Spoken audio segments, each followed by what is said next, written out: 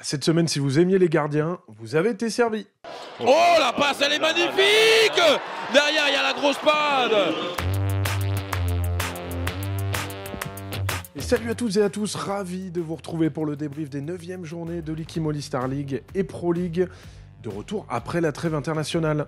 Tout le monde était de retour sur le pont, alors on fait le tour de l'actualité en 5 minutes, c'est parti!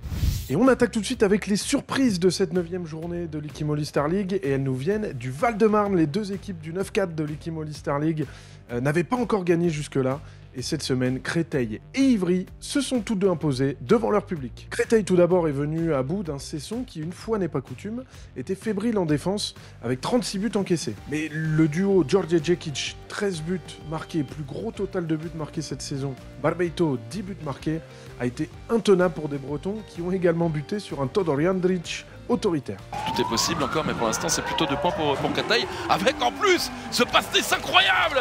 À Delon, c'est Nîmes qui se déplaçait dans une situation pas idéale avec 3 défaites de suite. En panne offensivement, les Gardois sont également tombés sur un Mate Sunic retrouvé avec 17 arrêts. Malgré un baroud d'honneur en fin de match, ce sont bien les Ivriens qui s'offrent leur première victoire de la saison. Et à Ivry, quand on voit plus rien sur les images en fin de match, c'est que les Rouges et Noirs ont gagné. Une performance de l'USAM qui n'a bien évidemment pas plu à son capitaine Julien Robichon. 50 minutes catastrophiques de notre part, où on perd, je pense, entre 15 et 20 ballons dans le match. Donc, que ce soit Ivry ou notre équipe, quand tu perds entre 15 et 20 ballons et que tu donnes gratuitement des contre-attaques à l'équipe adverse, elle peut s'appeler le nom qu'elle veut. C'est pas des peintres en face. À l'image de Mate Sunic, les gardiens croates étaient bouillants cette semaine et on l'a également vu à Limoges, qui recevait Chambéry. Dino Slavic a été auteur d'une première mi-temps monstrueuse avec 11 de ses 12 arrêts dans les 30 premières minutes. De quoi bien sûr faire monter le volume à nos commentateurs. Tournoi très disputé. Oh, quel réflexe de la part de Sébastien Scoubé, ça va. Incroyable! Richard. Oh,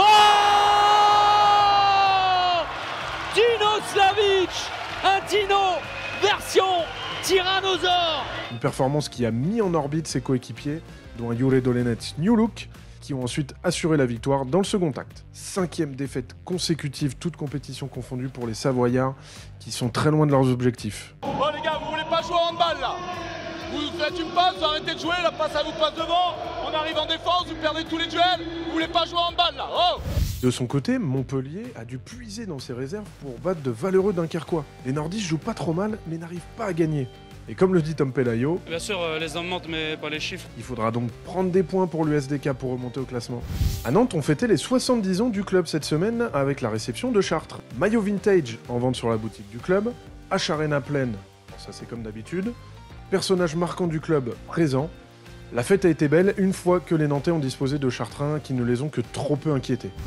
La fin de match serrée cette semaine, c'était comme souvent à Saint-Raphaël, qui a quand même la fâcheuse tendance de se faire très peur sur la fin dans des matchs qu'il maîtrise globalement. Une nouvelle fois bien aidé par un Rangel Luan Darosa en mode samba avec ses 16 arrêts, les Varois se sont fait peur sur la fin et ont cafouillé leur handball quand Aix est passé sur une défense tout-terrain. Le PAUC est revenu à portée de fusil à quelques secondes de la fin avant de tergiverser sur cette dernière opportunité, regardez.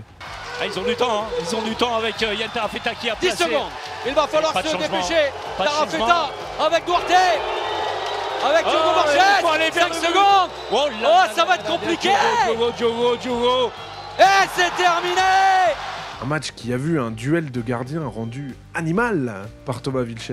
Et regardez cet effort fait dans la détente avec le bras gauche.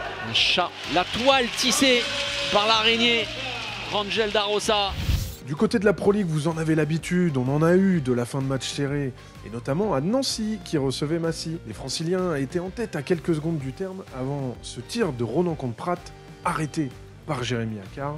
Mais Baptiste Joblon est plus prompt que la défense massicoise et inscrit donc le but de l'égalisation à quelques secondes du terme. S'ensuit un jet franc tiré par Thibaut Chevalier. Boum, en pleine tête de ce même Baptiste Joblon. Ça, c'est un point bien mérité pour le pivot lorrain.